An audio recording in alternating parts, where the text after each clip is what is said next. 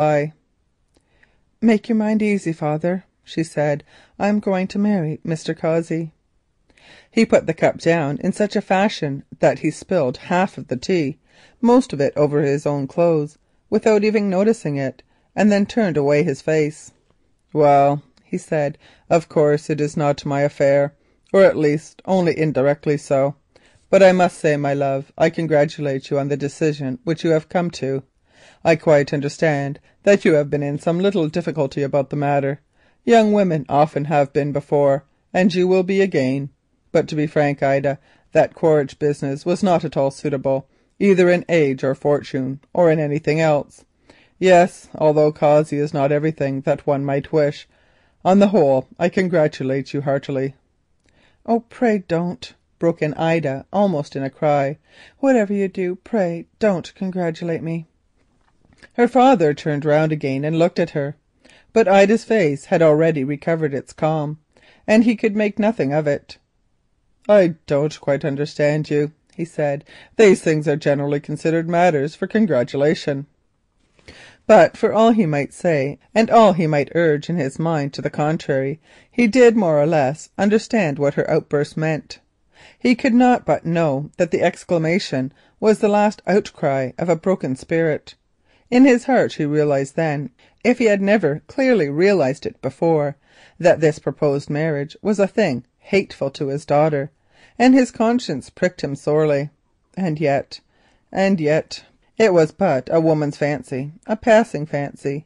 She would become reconciled to the inevitable, as women do, and when her children came she would grow accustomed to her sorrow, and her trouble would be forgotten in their laughter. And if not, well, it was but one woman's life which would be affected, and the very existence of his race, the very cradle that had nursed them from century to century, were now at stake. Was all this to be at the mercy of a girl's fancy? No, let the individual suffer. So he argued, and so at his age and in his circumstances most of us would argue also, and perhaps, considering all things, we should be right, for in this world personal desires must continually give way to the welfare of others. Did they not do so, our system of society could not endure. No more was said upon the subject. Ida made pretence of eating a piece of toast. The Squire mopped up the tea upon his clothes and then drank some more. Meanwhile the remorseless seconds crept on. It wanted but 5 minutes to the hour, and the hour would, she well knew, bring the man with it. The 5 minutes passed slowly and in silence, both her father and herself realising the nature of the impending situation, but neither of them spoke of it. Ah, there was the sound of wheels upon the gravel. So it had come. Ida felt like death itself. Her pulse sank and fluttered. Her vital forces seemed to cease their work. Another 2 minutes passed, and then the door opened and the parlour maid came in.